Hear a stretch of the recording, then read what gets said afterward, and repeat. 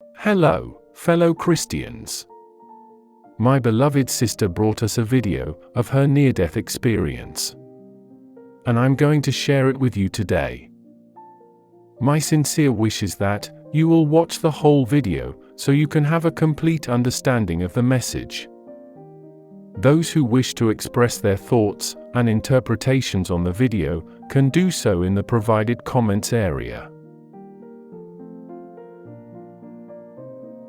Likes and comments are super easy thing that you can do to help push this video to a wider audience. Please, take a second down below and let us know how we are doing. And if you have not subscribed, please, kindly do so right away. It really does help us continue to make content that helps you. Thank you. I cannot think of a more compelling and fascinating near-death experience than this one. This video describes a woman's spiritual journeys on earth, including a trip to paradise where she was greeted by loved ones and received special messages from God. Upon her return to earth, she was handed a mystery prophecy by a being who may have been an angel. She had been out all morning, and when she arrived home, she had a terrible headache. She went to see her sister, who lived not far away, and informed her about the incredible pain. When Lucy's body gave out and she collapsed, her sister rushed her to the hospital, where a doctor questioned her extensively, acting as if it were Lucy's fault that she was sick. Her loved ones went on to assure him that she was not responsible for his dreadful headache. They scanned her brain and then took her to operations. Lucy had a severe stroke. The radiologist, who read her scans, broke the news that she wouldn't survive. His interpretation and advised her loved ones to start planning her funeral. Lucy was listening to these conversations past the night. She was in pain, weak, and unable to speak. But she could hear what was going on around her. It was at that point that she felt something leave her body. She was confused, and the next thing she knew, her soul was standing right next to her body. She claims that her soul and body were extremely similar. "I am dead," she thought. But she couldn't figure out how she was standing while also staring at herself on the bed.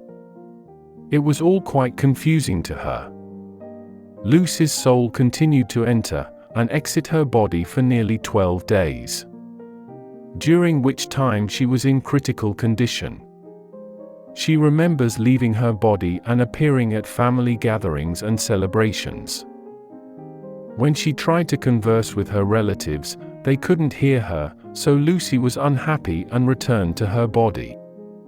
When she returned to her body, she would tell her mother, who had been at her side during her hospital stay, about her experiences. If she asked her mother that, she would tell her that wasn't possible because they were still in the hospital. On one occasion, Lucy attended a birthday party where she saw her husband and some of her friends.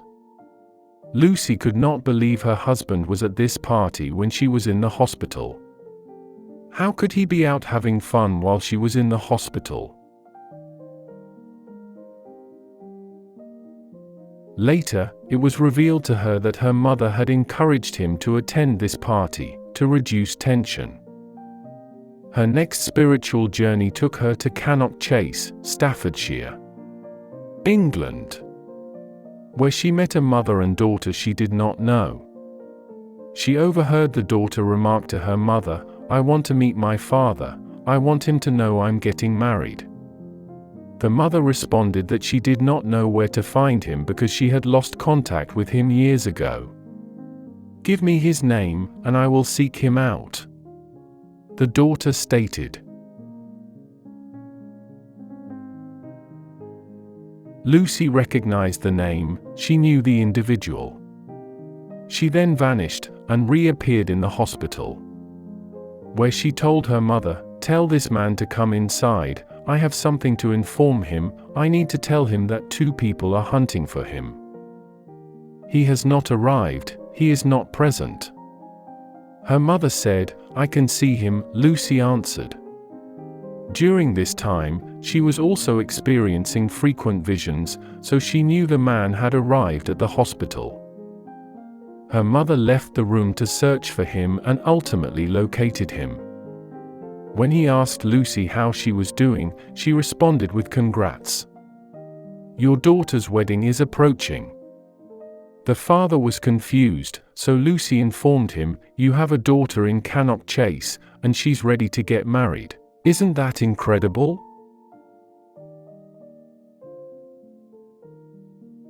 Lucy's soul left her body in order to overhear a conversation between 2 strangers. Then she returned to the hospital, where the man had just arrived, and the story only gets better from here. On around the 18th day of her hospital stay, Lucy's soul left her body once more, but not to journey to a location on Earth as it had done previously. This time, her soul ascended, and she found herself in a densely fogged area. She spotted a light and began traveling towards it. A few feet before she reached the light, 3 individuals emerged in front of her. Her grandmother, her co-worker at work, and her cousin. Her cousin informed her, "Lucy, this is heaven, but you don't have to remain if you don't want to.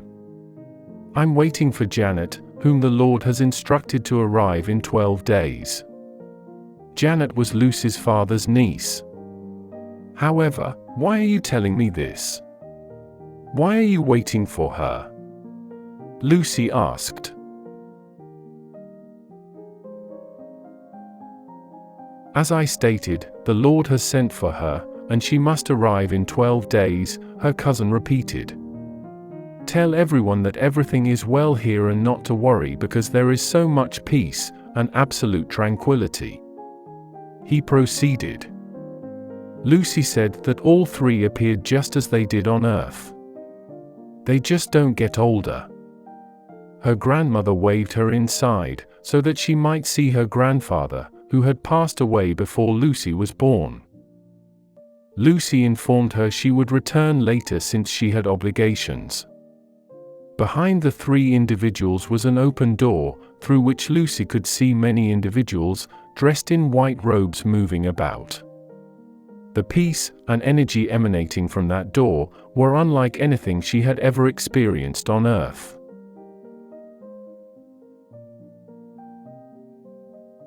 Then Lucy began to return to Earth, and as she did so, she heard a voice say, "Go to your Earth, it is not yet your time. And tell the Earth that if they want to be thankful for every step they take, they should look up to heaven and thank me."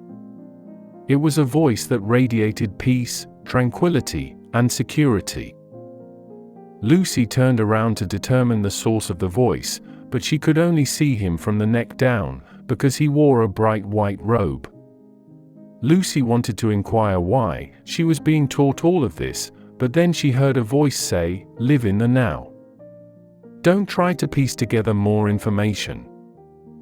You will comprehend what you must accomplish. You will travel the globe, sharing my testimony, which I made you experience with your own hands, and you will possess the gift of healing. You will not be able to help anyone who does not believe in you, but you will have a daughter who will be a blessing."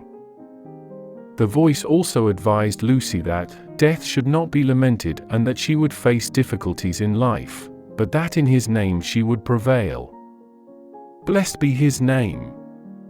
Suddenly, Lucy's soul re-entered her body, which was in great pain. She began to breathe and noticed that the monitors attached to her were normalizing.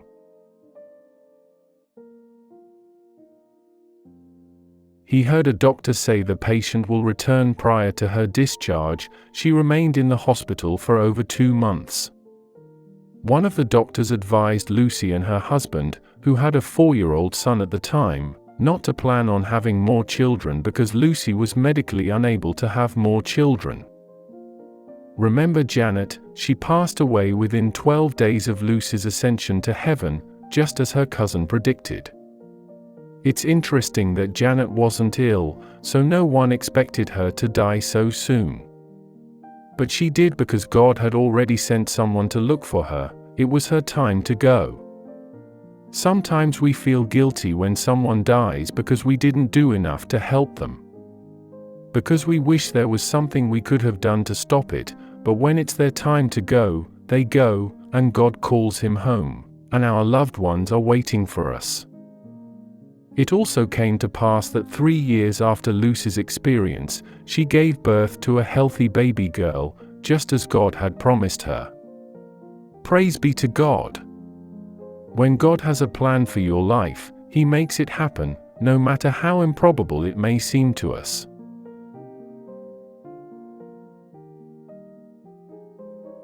Thank you and God bless you for watching this video. Please, help us to push this video to a wider audience by sharing with your friends and families, and don't forget to subscribe if you haven't done so.